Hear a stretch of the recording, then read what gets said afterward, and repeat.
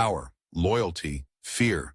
These three words define the life of a man who rose from the gritty streets of New York to become one of the most infamous crime bosses in American history. This is the story of John Gotti, the Teflon Don. Born on October 27, 1940 in the South Bronx, John Gotti's early life was shaped by hardship. The fifth of 13 children, Gotti grew up in a family of Italian immigrants where money was always tight, his father scraping together earnings as a day laborer. The constant struggle to make ends meet forced the family to move from place to place, eventually settling in East New York, a neighborhood notorious for its criminal undercurrents. It was there, amidst poverty and gang activity, that young John first learned the rules of the street, rules that would guide his entire life. Gotti's fascination with power and respect led him into the world of organized crime at a young age. He quickly proved himself, showing a rare mix of charisma, cunning, and ruthlessness. By his 20s, Gotti was deeply involved with local gangs, running errands, collecting debts, and learning the inner workings of the underworld. It wasn't long before his ambitions caught the attention of the Gambino crime family, one of the most powerful mafia organizations in New York. But Gotti's path was not without consequence. His early criminal activities landed him in trouble with the law multiple times. One of the most notable incidents occurred in 1973 when he was involved in the murder of a rival gang member. This act of violence, though brutal, only cemented his reputation as someone who could get things done, a man to be feared and respected. Yet for all his involvement in serious crimes, Gotti showed an uncanny ability to avoid conviction, earning him the nickname that would make him famous, the Teflon Don. Charges just wouldn't stick. By the 1980s, John Gotti had climbed the ranks to become the boss of the Gambino family. His rise was rapid and at times bloody. The turning point came with the assassination of Paul Castellano, the previous Gambino boss, outside a Manhattan steakhouse in 1985. The hit was bold, public, and sent a clear message. Gotti was now in charge.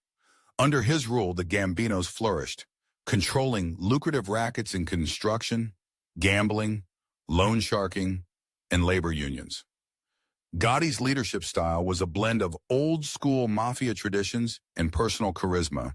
He dressed impeccably, held court at the Rabbinite Social Club, and lived by a code that demanded absolute loyalty. But what truly set Gotti apart was his relationship with the public and the media. Unlike the shadowy figures who had led the mafia before him, Gotti embraced the spotlight. He became a celebrity in his own right, his sharp suits and confident strut making headlines. To some, he was a folk hero, a man who had beaten the system and lived by his own rules. To others, he was the embodiment of organized crime's enduring threat to society. Gotti's high profile, however, came at a cost.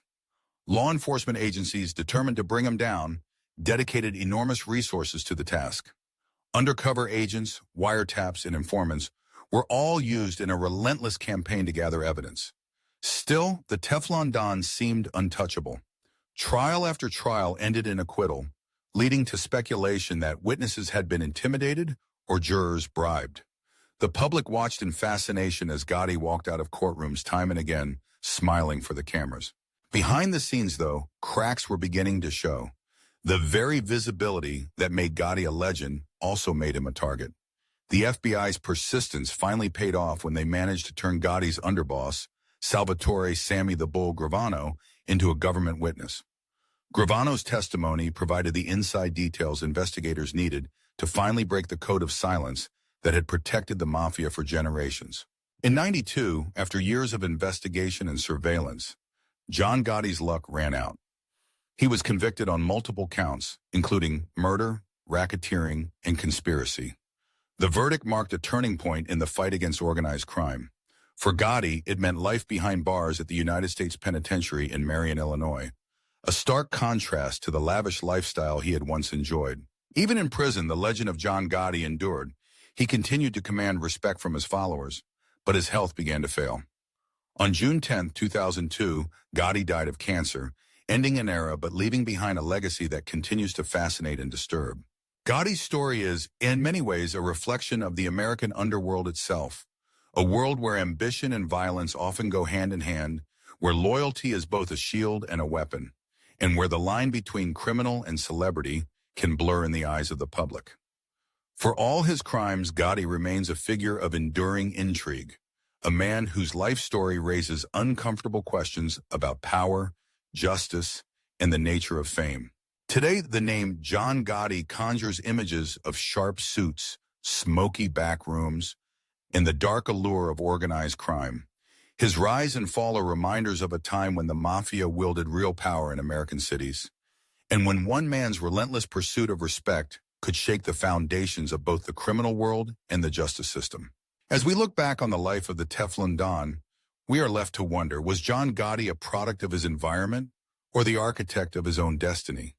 Did he exploit a broken system or simply play by its unspoken rules? In the end, the story of John Gotti is more than just the tale of a crime boss. It is a window into the complexities of ambition, loyalty, and the American dream, twisted by the shadows of the underworld. And so the legend endures. The world may never see another figure quite like John Gotti, a man who lived by his own code, defied the odds, and left an indelible mark on history. His story reminds us that power, no matter how great, always comes at a price. And in the end, not even the Teflon Don could escape the reach of justice. If you found this story as gripping as the life Gotti led, remember, sometimes the truth is stranger and more compelling than fiction. Thank you for joining us on this journey through the rise and fall of John Gotti. The legend lives on, but the lessons endure.